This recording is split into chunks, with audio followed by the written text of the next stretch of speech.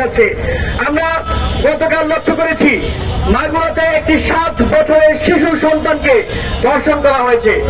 গত প্রায় 1 মাস ধরে আমরা দেখেছি বাংলাদেশের প্রত্যন্ত কয়েকটি অঞ্চলে একাধিক ধর্ষণের ঘটনা ঘটেছে, কিন্তু আমরা সেই ধর্ষণের ঘটনার পরে ভিকটিমদের কান্নাই শুনে দেখেছি, অপরাধীদেরকে গ্রেফতার করতে আমরা দেখিনি। এই যে ধীরে ধীরে বাংলাদেশের আইন শৃঙ্খলা পরিস্থিতির অবনতি হচ্ছে, এই জন্য ইন্টারিম গভর্নমেন্ট দায়ী, এই জন্য বাংলাদেশের পুলিশ দায়ী, এই জন্য বাংলাদেশের গোয়েন্দা সংস্থা দায়ী। বাংলাদেশের ইন্টারিম গভর্নমেন্টকে, পুলিশকে, গোয়েন্দা বাহিনীকে বলতে চাই, যারা আমরা জুলাই মাস পার করে এসেছি তারা আমরা কোনো কিছুর সামনে মাথা নত করার অবস্থাতে নেই। জুলাই আমরা পার করে এসেছি, পৃথিবীর কোনো কিছুকে পরোয়া করবার মতো, পৃথিবীর কোনো কিছুকে ভয় পেয়ে রাজপথ ছেড়ে যাওয়ার মতো অবস্থায় আমরা আর নেই। আমরা লড়াই করব।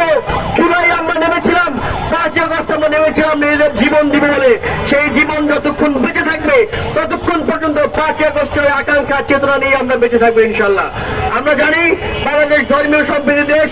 হিজবুত তাহরির নামক সংগঠনটি যে আশা আকাঙ্ক্ষা পোষণ করে, যে কর্মকাণ্ড পরিচালনা করে, তার সঙ্গে বাংলাদেশের মুসলমানদের কোনো সম্পর্ক নেই।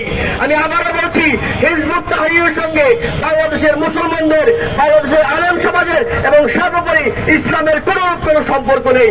তারা শুধুমাত্র বাংলাদেশের মধ্যে যে স্থিতিশীল পরিবেশ সেটাকে অস্থিতিশীল করতে চায়, গণতন্ত্রের আকাঙ্ক্ষাকে বানচাল করতে চায়। সর্বোপরি তাদের এই অরাজকতার মাধ্যমে তারা আওয়ামী লীগ এবং শেখ হাসিনাকে বাংলাদেশে আবার ফিরিয়ে আনতে চায়।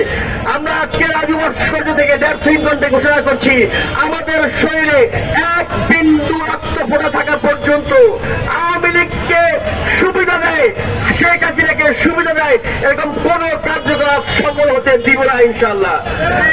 আমি বাংলাদেশের ছাত্র সমাজের পক্ষ থেকে বাংলাদেশের সকল ছাত্রদেরকে, নাগরিকদেরকে আমাদের পাশে থেকে জুলাইয়ে যে লড়াই শুরু হয়েছিল সেই লড়াইকে চালিয়ে নিয়ে যাওয়ার আহ্বান জানিয়ে বাংলাদেশ গণতান্ত্রিক ছাত্র সংসদের পক্ষ থেকে সবাইকে ধন্যবাদ জানিয়ে আজকের এই বিক্ষোভ সমাবেশ এখানেই সমাপ্ত ঘোষণা করছি।